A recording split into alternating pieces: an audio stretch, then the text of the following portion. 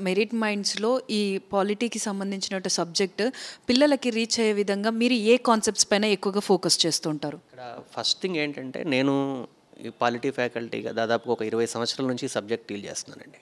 దీంట్లో నేను ఒక ఫ్యాకల్టీగా అబ్జర్వ్ చేసింది ఏంటి అంటే అభ్యర్థికి ఎలా చెబితే అర్థమవుతుంది. ఈ అభ్యర్థికి ఏమీ తెలియనప్పుడు ఎలా చెప్తే అర్థమవుతుంది అనేది ఫస్ట్ మేము గమనిస్తాం. అంటే మెథడాలజీ ఒకటి ఫాలో చేస్తాం. దాంతో పాటుగా ఏంటంటే ఒక టెక్స్ట్ బుక్‌లో ఉన్న చాప్టర్లు ఫస్ట్, సెకండ్, థర్డ్ అలా ఎళ్ళకుండా మొత్తం సిలబస్ అంతా కూడా మేము ఏం చేస్తామంటే ఫస్ట్ రోజే అభ్యర్థి క్లాస్కి వచ్చిన మొదటి రోజే చాప్టర్ వైజ్గా మాత్రమే కాకుండా పిన్ టు పిన్ ఒక్కొక్క టాపిక్ వైజ్గా మైక్రో లెవెల్ ప్లానింగ్ అంతా ఇస్తాం. అంటే సబ్జెక్ట్లో ఉన్న ప్రతి పదము అభ్యర్థికి తెలియజేసి వీటిలో ఒకదానితో ఒకటి ఏవేవి సంబంధం ఉంటాయో ఆ విషయాలన్నింటినీ ఒకదానికొకటి లింక్ చేస్తూ ఫండమెంటల్స్ నుంచి చెబుతూ అభ్యర్థి యొక్క సమయాన్ని ఆదా చేయడం జరుగుతుంది. దీనివల్ల ఏమవుతుందంటే అభ్యర్థికి నేను నేర్చుకున్న ఫీలింగ్ వస్తుంది, చాలా తొందరగా నేర్చుకోగలడు, కాన్ఫిడెన్స్ వస్తుంది. కాబట్టి మాది అంటే నేను ఫాలో అయ్యే మెథడ్ చాలా సింపుల్ మెథడ్ అండి. ప్రతి అభ్యర్థికి ఈ సబ్జెక్ట్ నేర్పించాలి అనే దృక్పథంతో ముందుకెళ్ళడం జరుగుతుంది ప్రధానంగా. సో సార్ ఇప్పుడు లైక్ పాలిటీ అనేది చాలా వాస్ట్ సబ్జెక్ట్ కాబట్టి ఇది పిల్లలకి నేర్చుకోవడానికి ఈజీగా ఉండే విధంగా, అదేవిధంగా మనకి మార్క్స్ అనేవి ఎక్కువగా స్కోర్ చేయడం కోసం ఎలాంటి స్టెప్స్ని ఫాలో అయితే బెటర్ అంటారు? ఇది చాలా ఇంపార్టెంట్ ప్రశ్న అండి. మనం ఎంత చదివాము అన్నది ఎప్పుడూ ఇంపార్టెంట్ కాదు. పోటీ పరీక్షల్లో మనం ఎగ్జామినేషన్ అవసరాలకు అనుగుణంగా చదివామా లేదా?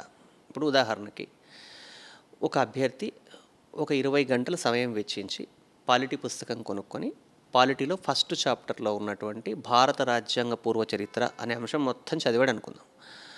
20 గంటలు చదివాడు కాబట్టి 20 మార్కులు రావండి, ఒకే మార్క్ వస్తుంది. ఎందుకంటే దాని వెయిటేజీ 1 మార్క్ అని అభ్యర్థికి ఎక్కడ చెప్పి ఉండరు.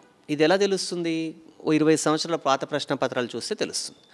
అలా కాకుండా ఇదే 20 గంటల సమయాన్ని ఒక అభ్యర్థి స్థానిక ప్రభుత్వాలో లేకపోతే కేంద్ర ప్రభుత్వమో ఇలా ఒక చాప్టర్ చదివితే ఒక 4 మార్కులు 5 మార్కులు వస్తాయి. అంటే ఇక్కడ పాయింట్ ఏంటంటే పోటీ పరీక్షలకు ప్రిపేర్ అవుతున్నటువంటి అభ్యర్థులకి బిజినెస్ అప్రోచ్ ఉండాలి. అంటే మనం 1 గంట స్పెండ్ చేసామంటే దాని నుంచి మనకి ఎన్ని మార్కులు వస్తాయన్నది కూడా చాలా ఇంపార్టెంట్. ఇప్పుడు ఉదాహరణకి 2 టాపిక్స్ ఉన్నాయనుకుందాం. ప్రాథమిక హక్కులు, ఫండమెంటల్ రైట్స్ అనేది ఒక టాపిక్, ఫండమెంటల్ డ్యూటీస్ అనేది ఒక టాపిక్. ఇప్పుడు ఒక అభ్యర్థి కొత్తగా ప్రిపేర్ అవుతున్నాడు. మీరు 2 టాపిక్స్ చదవండి, మీకు 2 గంటల సమయం ఉంది అంటే ఏం చేస్తాడు? దానికి 1 గంట, దీనికి 1 గంట కేటాయిస్తాడు. కానీ ఈ టాపిక్స్ అన్నీ చెప్పాక ఫ్యాకల్టీ బాబు ఈ ప్రాథమిక హక్కులు అనే టాపిక్ నుంచి మీకు 5 మార్క్స్ వస్తాయి స్టేట్ సర్వీస్ ఎగ్జామినేషన్లో, ఫండమెంటల్ డ్యూటీస్ ప్రాథమిక విధుల నుంచి 1 మార్క్ వస్తుంది అని చెప్పినప్పుడు ఆటోమేటిక్గా ఏం చేస్తాడు? ఫండమెంటల్ రైట్స్కి 1 గంట 45 నిమిషాలు కేటాయించి దీనికి ఒక 15 నిమిషాలు కేటాయిస్తాడు. ఇది చాలా ఇంపార్టెంట్. అంటే ఒక ఎగ్జామినేషన్కి ప్రిపేర్ అవుతున్నటువంటి అభ్యర్థికి ప్రధానంగా తెలియాల్సింది ఎలా ప్రిపేర్ అవ్వాలి, దేని నుంచి ఎక్కువ మార్కులు వస్తాయి, ఏం చదివితే అడ్వాంటేజ్, ముఖ్యంగా అన్నింటికన్నా ముఖ్యంగా ఏం చదవకూడదో తెలియాలండి. అది ముఖ్యం.